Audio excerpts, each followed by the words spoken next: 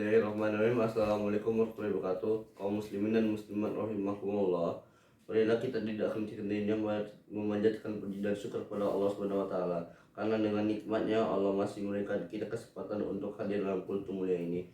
Ramadan, selain bulan puasa, juga merupakan bulan jihad dengan banyak perang dan penaklukan yang dilakukan oleh kaum muslimin di bulan suci ini. Kondisi berpuasa tak menjadi dalil dan halangan dalam perjuangan agama Allah Subhanahu wa taala.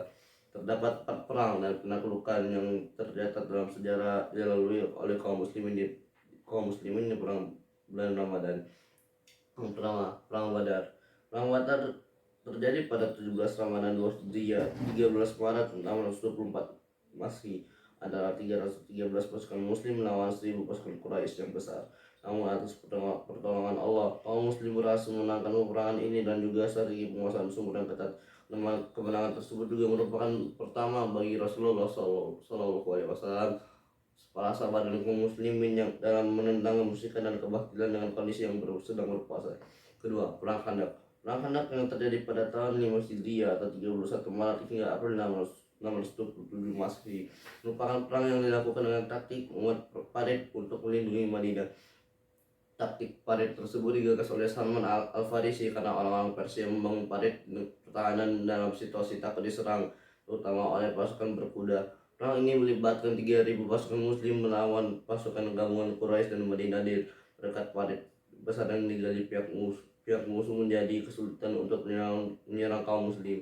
Setelah 25 hari, pertolongan Allah Subhanahu wa taala berupa badai besar datang dan menyebabkan kaum kafir mundur sehingga menjadi kemenangan bagi kaum muslimin. Kedua, Fatu Mekah atau penaklukan Mekah. Fatu Mekah terjadi pada bulan Ramadan tahun ke-8 sesudah Hijriah. Dengan peristiwa ini Allah menyelamatkan kota Mekah yang awalnya penuh kesyirikan dan kezaliman menjadi kota bernafaskan Islam dengan tauhid dan sunnah. Fatu Makkah didasarkan pada dilanggarnya perjanjian Hudaybiyah. Nabi lantas memerintahkan sahabat untuk menyiapkan senjata dan menyerang Mekah. Sebanyak 10.000 pasukan muslim ikut Rasulullah. Rasulullah pun membagi dua pasukannya untuk memasuki Mekah.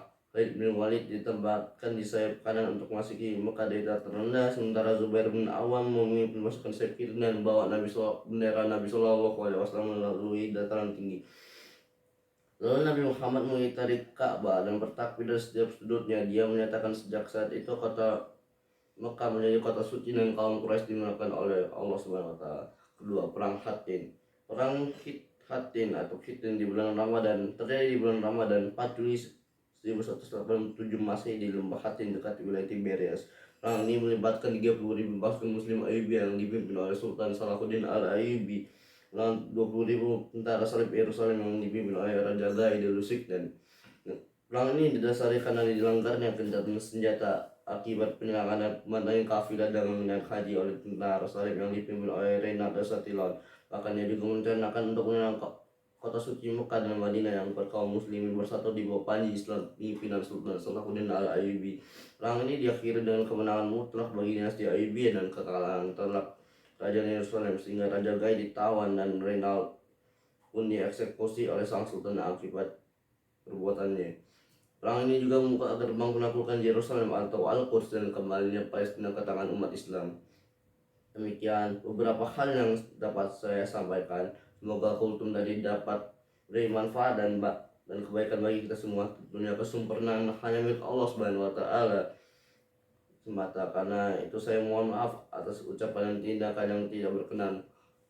Wallahul muwaffiq ila aqwamit thoriq. Akhirul kalam. Wassalamualaikum warahmatullahi wabarakatuh.